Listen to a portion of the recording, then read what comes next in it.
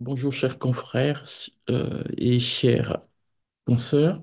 Je vous présente à titre exceptionnel un corrigé commenté de, de l'annale 2023 de l'épreuve fondamentale.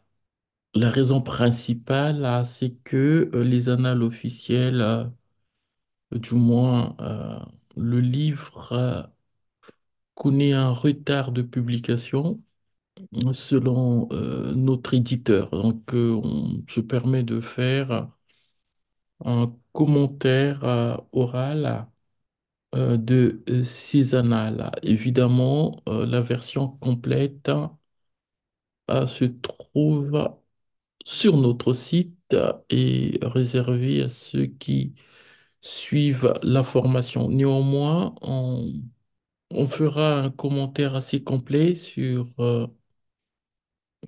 les principaux sujets du concours 2023 de médecine générale. Alors, premier sujet, l'objet de cette vidéo sur la pyélonéphrite.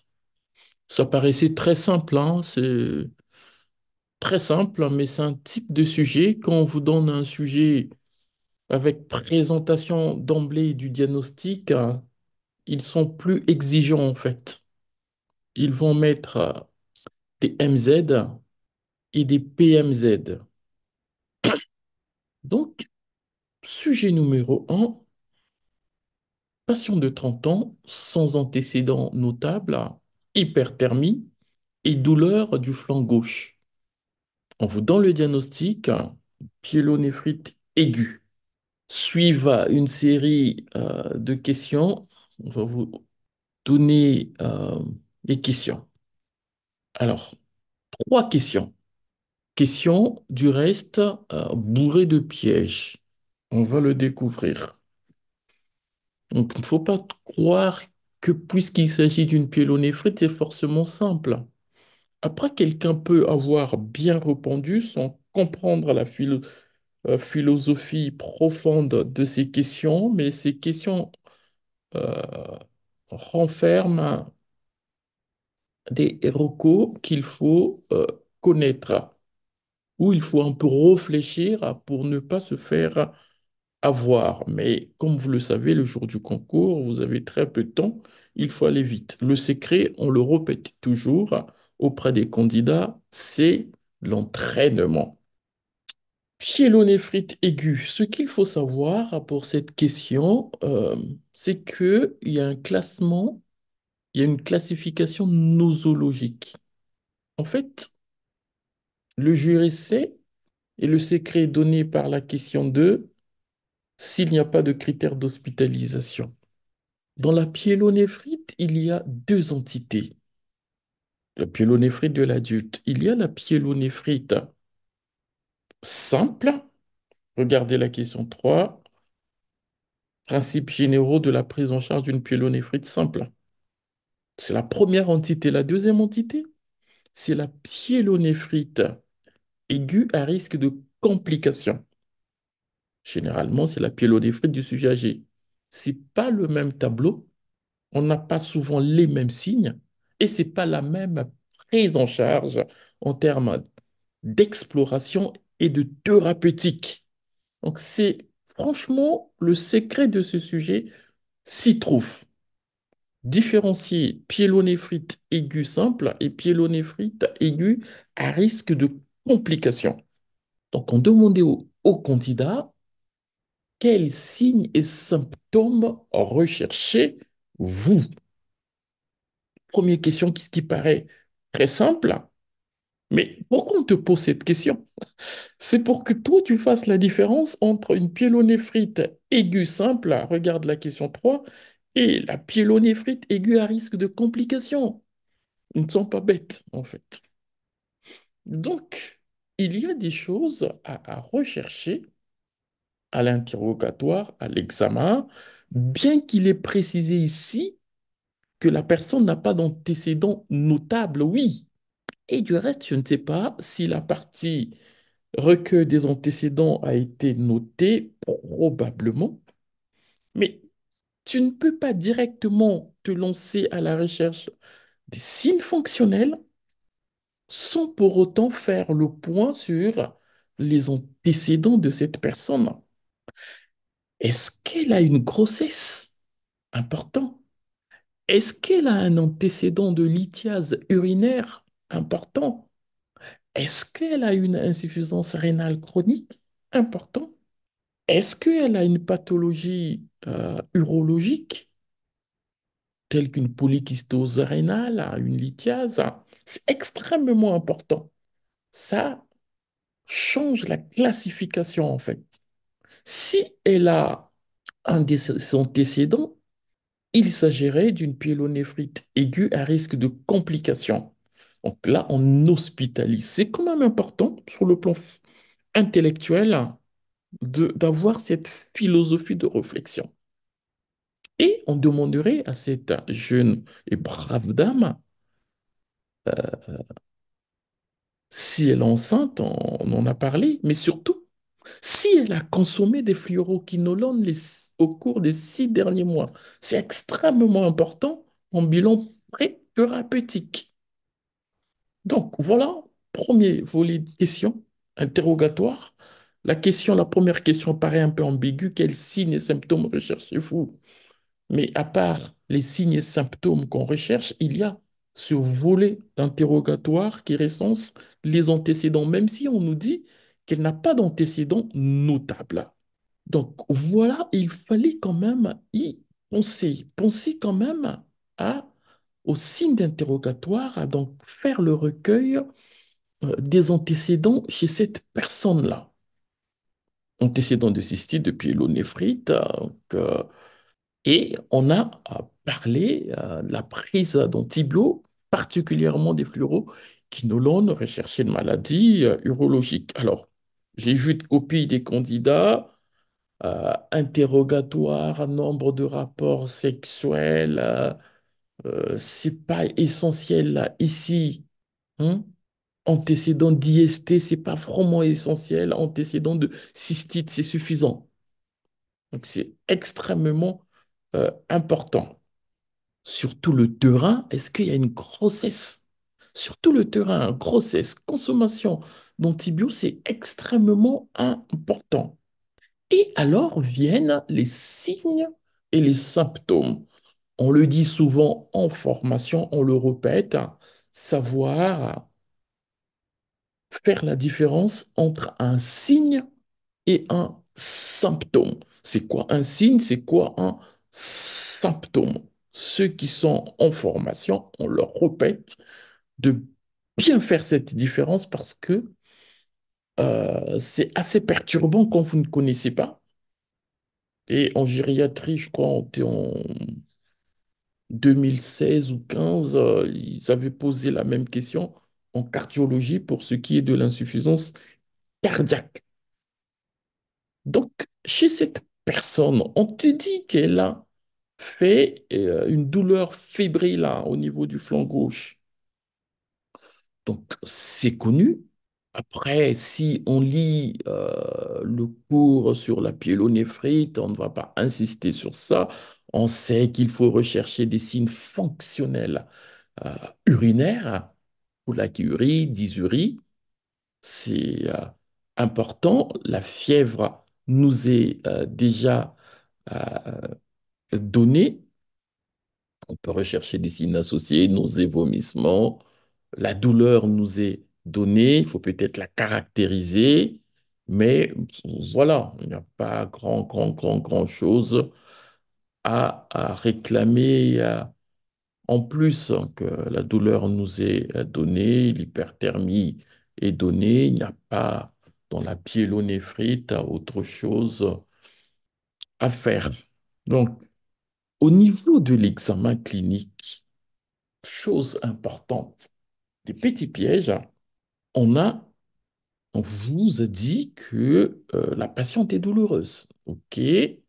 Donc, il faut caractériser simplement la douleur, douleur, palpation profonde, ébranlement de la fosse iliaque, hein. D'accord? C'est important pour ce qui est de la pyélonéphrite, mais on vous attend ailleurs. En fait, on vous attend ailleurs. euh, il fallait lui faire une bandelette urinaire et même si vous n'êtes pas en formation, on vous donne cette information capitale. Parmi les signes d'examen, quand vous traitez une question de pyélonéphrite ou une question en rapport avec l'urologie, pensez à faire une bandelette urinaire. À la fin de votre examen clinique, ça fait partie de l'examen. D'accord? Ça fait partie de l'examen, c'est extrêmement important. Voilà. Autre chose majeure, autre chose majeure. Sur le premier slide, la question 2 dit s'il n'y a pas de critères d'hospitalisation, quel examen faites-vous? Ça veut dire que tu as recherché les critères d'hospitalisation ou les signes de gravité. C'est ça le sens d'un dossier clinique. Donc, à l'examen, tu as fait l'examen urologique, mais notion de sémiologie,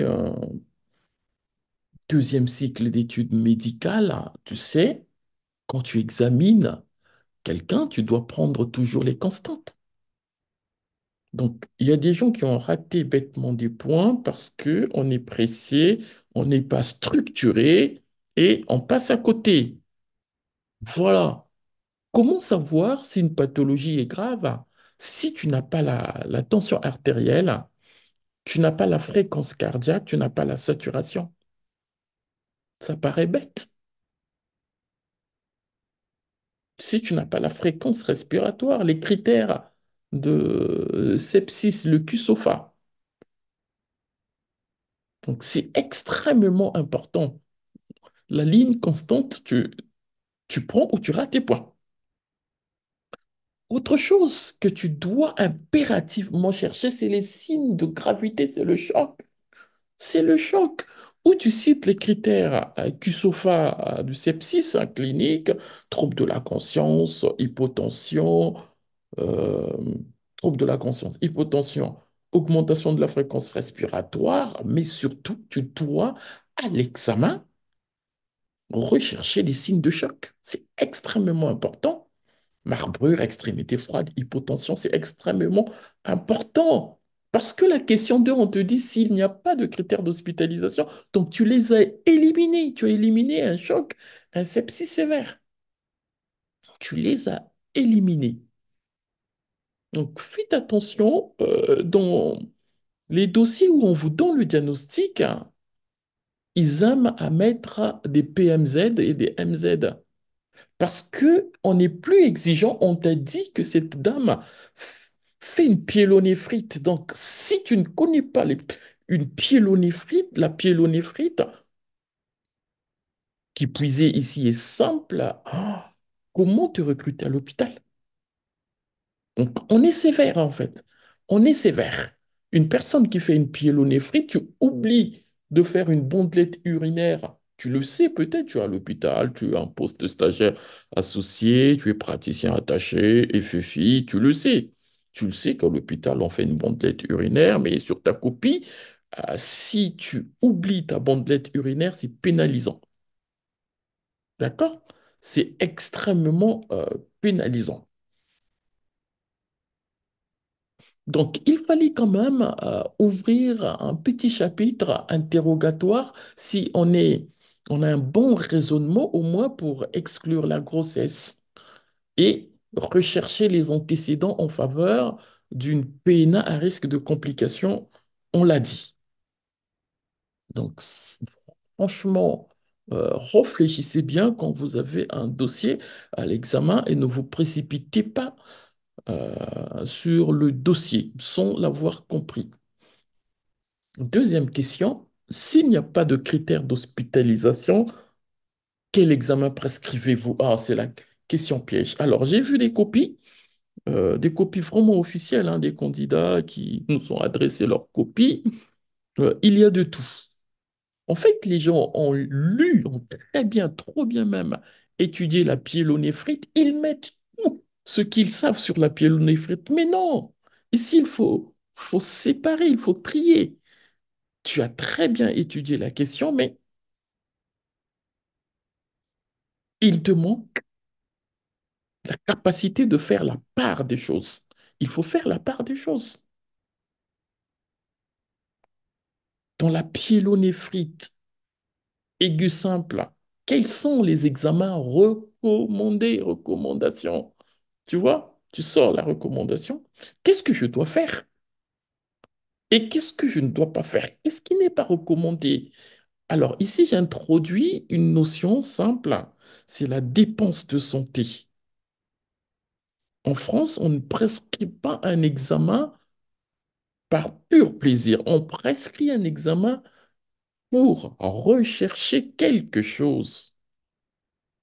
Donc, j'ai vu des candidats à quel examen prescrivez-vous? La totale, hémoculture, numération, CRP, ionogramme, créatinine. Oui, oui, mais c'est un MZ en fait. Parce que le jury te dit bien, s'il n'y a pas de critères d'hospitalisation, pourquoi tu prescris des émocs à une personne qui va rentrer chez elle? C'est un non-sens. Ils vont te mettre à zéro. Après, on nous contacte. Docteur, j'ai très bien répondu aux questions. Je ne comprends pas la grille du jury, la correction du jury. Ma copine avec qui on s'est préparé, elle a écrit la même chose. Elle est passée. Non, c'est pas vrai. Vous n'avez pas écrit la même chose. Tu as écrit beaucoup de choses, mais tu as ramassé des MZ mi égale zéro ou des PMZ pas mi égale à zéro. Tu les as collectionnés et ça a fondu ta moyenne, en fait. Tout en connaissant la question, en fait. Tout en connaissant la question, tu as écrit, permettez-moi le terme, des bêtises, en fait. Par inattention, souvent, en fait. Mais parce que tu oublies qu'ils testent ton raisonnement, mais en étant rapide en conditions de stress. C'est quoi la solution? Viens t'entraîner. Il faut que tu t'entraînes. S'il n'y a pas de critères d'hospitalisation, oui, pourquoi tu vas prescrire des hémocultures, de lactate à une personne qui n'a pas de critères d'hospitalisation que tu vas traiter en ambulatoire? Donc, on a récupéré des copies où les gens, ça allait dans tous les sens. Hémoculture, PCT, CRP. Mais non, dans la pyélonéphrite simple, il n'y a pas lieu de faire une biologie inflammatoire. Non, il n'y a pas lieu. Il n'y a pas lieu de faire des hémocultures. Il n'y a pas lieu. Pourquoi tu fais des hémocs? Pourquoi tu fais une biologie? Il n'y a pas lieu. C'est une pyélonéphrite simple. Ils l'ont dit à la fin. Dernière question. Donc, qu'est-ce que tu fais? Tu as fait une bandelette, elle est positive. Tu envoies les CBU. C'est largement suffisant. Et CBU. Cette personne, on a récupéré des copies, les gens sont allés dans tous les sens. Euroscanner à 0, 0, 0, 0 pointé. Chez cette personne, après ses antécédents, si c'est le premier épisode de pyélonéphrite, tu es en droit de demander une échographie euh, rénale et des voies urinaires en externe. C'est pas pressé. C'est pour avoir une photographie de l'arbre urinaire. C'est tout. Donc, deuxième examen. Donc, tu as passé les EVC en 2023, tu n'as pas réussi. Regarde bien ta copie. Ici, tu as tout écrit, mais oui, sache que le jury ne va pas t'attribuer des points quand tu mélanges du faux et du juste. Attends, dans la biologie, tu mets SCBU, tu mets hémoculture, tu mets CRP, tu mets ionogramme, créatinine. Quoi? On a dit son antécédent notable. Pourquoi? Tu veux qu'on te donne des points à SCBU, alors qu'à côté, tu as rédigé des bêtises, en fait. Permettez-moi le terme. Tu as mis hémoculture et la phrase au-dessus, tu as mis SCBU. Bon, tu veux que je choisisse ou qu'on choisisse entre hémoculture et CPU? Non. C'est comme un QCM, tu mélanges du vrai et du faux, on te met un zéro, c'est normal, en fait. En pratique courante, tu fais dépenser des centaines d'euros à la sécurité sociale française pour rien. Un SCBU est suffisant. Les CBU te permettent de réévaluer l'antibiothérapie. L'échographie simple te permet d'avoir une photographie. Tu ne sais pas si elle va euh, répéter une pyélo, mais tu ne sais pas comment est structuré l'arbre urinaire et rénal de cette personne. On fait une petite écho de départ et puis c'est bon. Et enfin, et enfin, je me permettrai de faire des bêta-ACG chez cette jeune personne qui a 30 ans qui peut être enceinte. Pourquoi? Si les bêta-CG sont positives, je ne donnerai pas de quinolone. S'il n'y a pas d'antériorité de prise de quinolone, je ne donne pas de quinolone parce que, elles sont tératogènes. D'accord? On va porter plainte 9 mois après contre toi parce que le bébé aura une malformation. Tu auras collé une quinolone à une femme enceinte, ça ne se fait pas. Donc, tu vas finir devant un tribunal. Ta responsabilité est engagée. Donc, si tu ne fais pas bêta-ACG, c'est une faute quand même. Ça reste une faute. Donc, fallait faire un SCBU et en donnant les critères de positivité de l'SCBU. Attention, c'est attendu.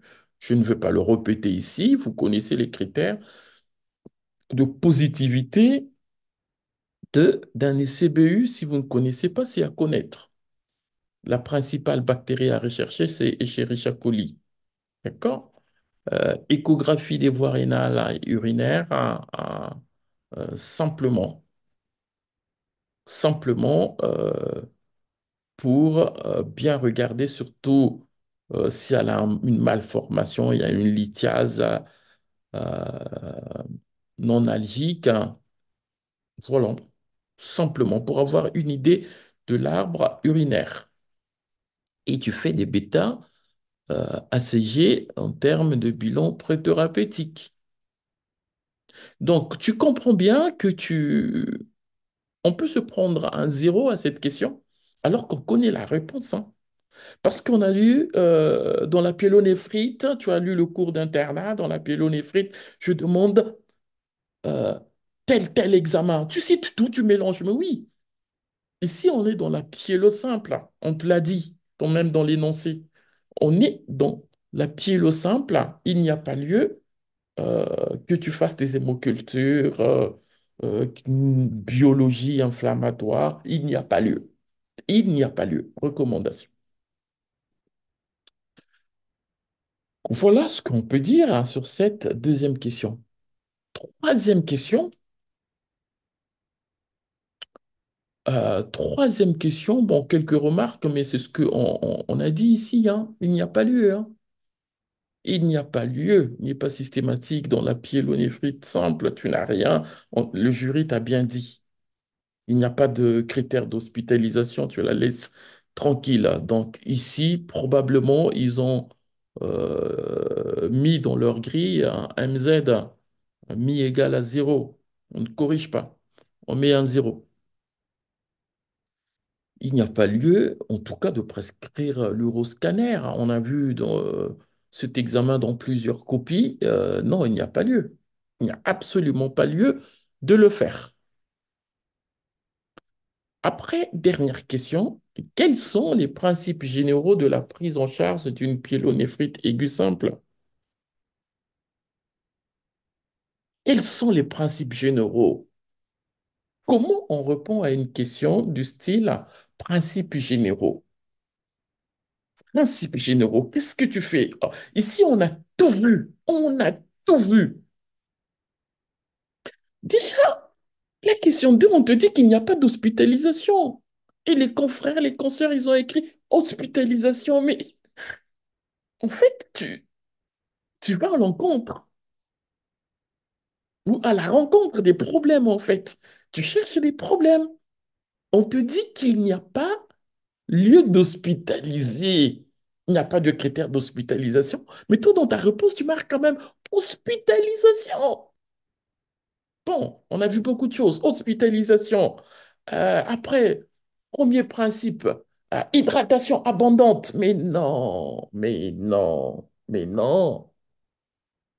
Attends, c'est comme si tu étais en train de dire au jury, moi, ma pyélonéphrite, je la traite avec de l'eau, quoi. Non. Oui, il faut lui donner à boire, mais c'est pas essentiel, hein. On n'est pas dans la cystite quand même. C'est pas ça qui va soigner principalement ta malade. Comment on répond à une question d'antibiothérapie en médecine? Les principes, cher ami, chers collègues, les principes,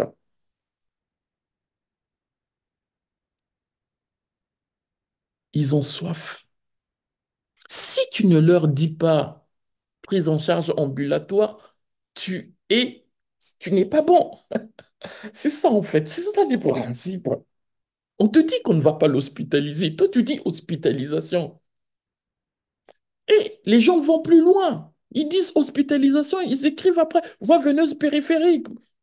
Mais non, mais ils ne vont pas te corriger en fait. Donc tu rates énormément des points. Zéro. Membre du jury, je te mets zéro à la question en fait. Mais sur ce que je raconte, c'est de la réalité. Ne faites pas les mêmes erreurs. Les gens crient monoryl. Monoryl. En France, on va traiter une pyélo avec du monoryl en probabiliste. Tu l'écris, on te met zéro en fait. Dis à ce candidat ne connaît pas le sujet, on passe notre chemin. Tout ce qui vient après, ça n'a pas de sens en fait. Parce que tu confonds le traitement d'une cystite à celui d'une pyélonéphrite. Ça n'a pas de sens, chers collègues, chers consoeurs, chers confrères, ça n'a pas de sens.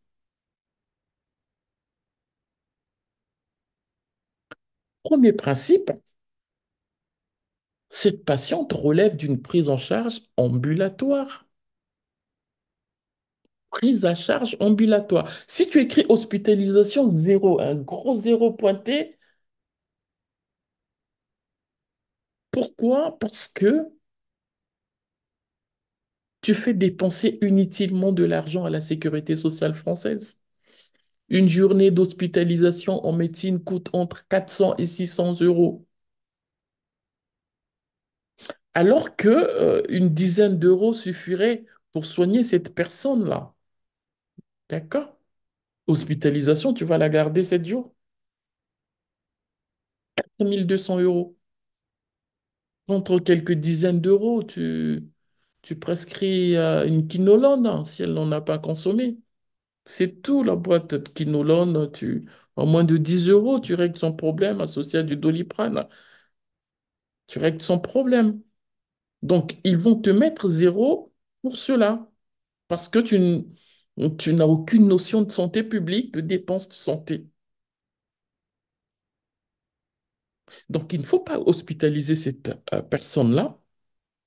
Il faut la soigner en ville, pas d'hospitalisation, prise en charge ambulatoire. Deuxième ligne, antibiothérapie, qui doit être probabiliste, bactéricide, après prélèvement de l'ECBU, actif sur les entérobactéries, notamment Escherichia coli au minimum. Et tu dois écrire réévaluation de l'antibiothérapie après réception, récupération de les CBU, des escalades. Tu dois l'écrire. C'est ça les principes. Après seulement, tu ajoutes au traitement antipyrétique, antalgique, hydratation. Oui.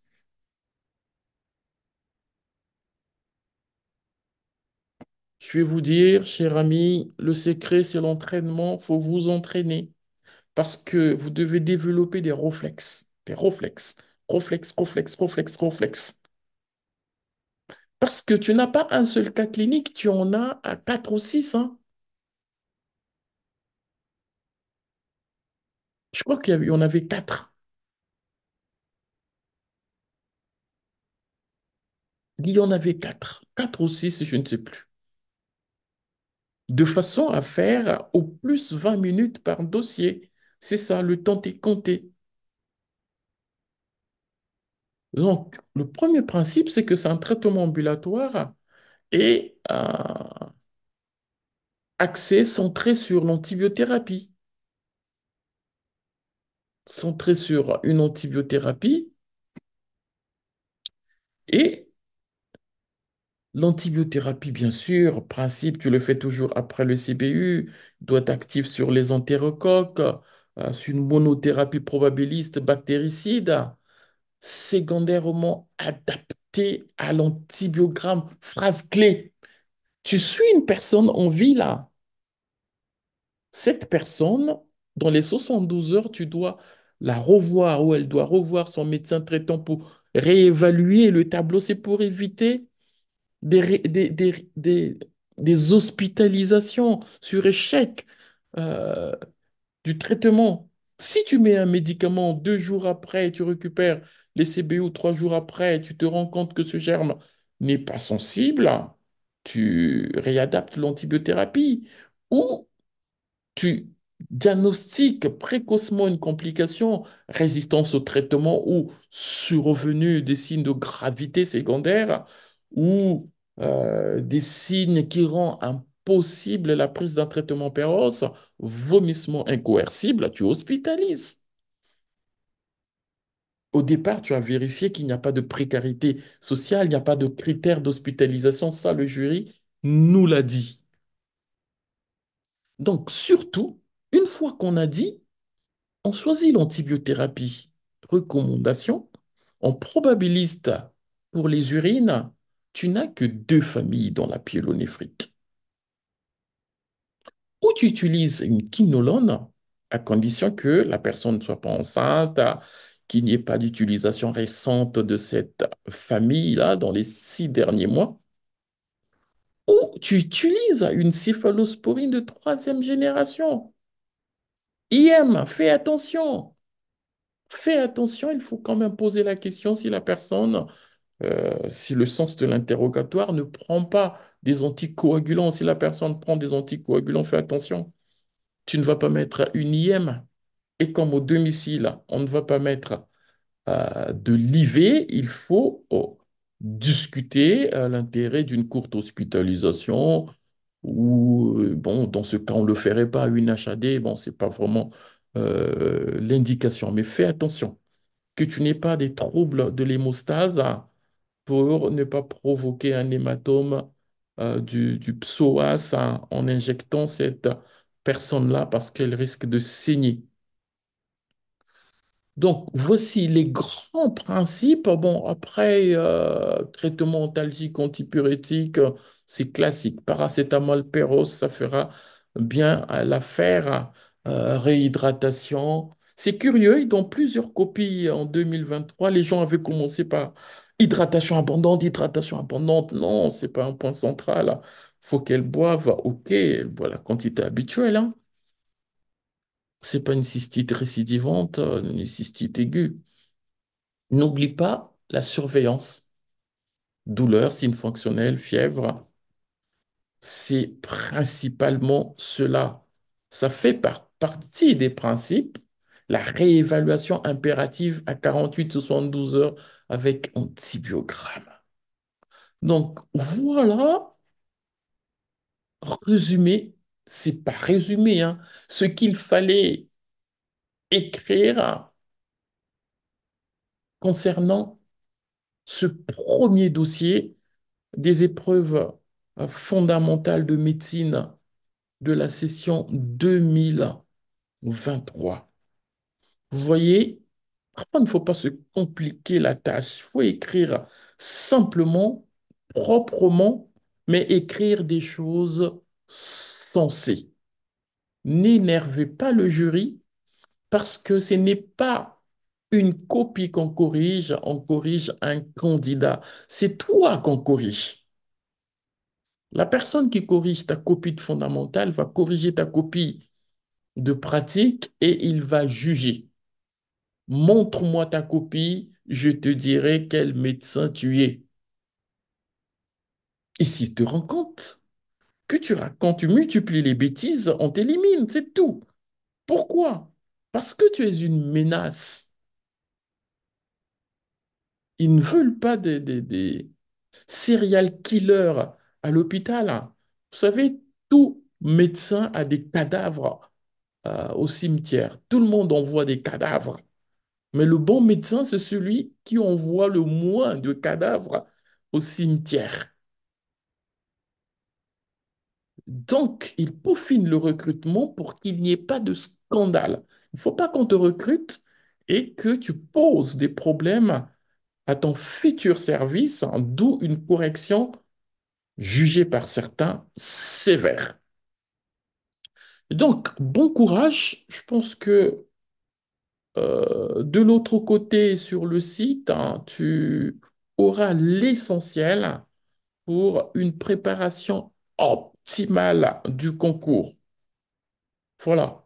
Le maître mot sur le site evcpae.fr, c'est l'entraînement. Entraînement, entraînement, entraînement. Euh, Tu peux, si tu as la volonté, résoudre plus de 530 dossiers à ce jour. Si tu peux, pour préparer le concours. Dossier entièrement corrigé, commenté et interactif. Donc, bon courage à toi pour le prochain concours et à très bientôt.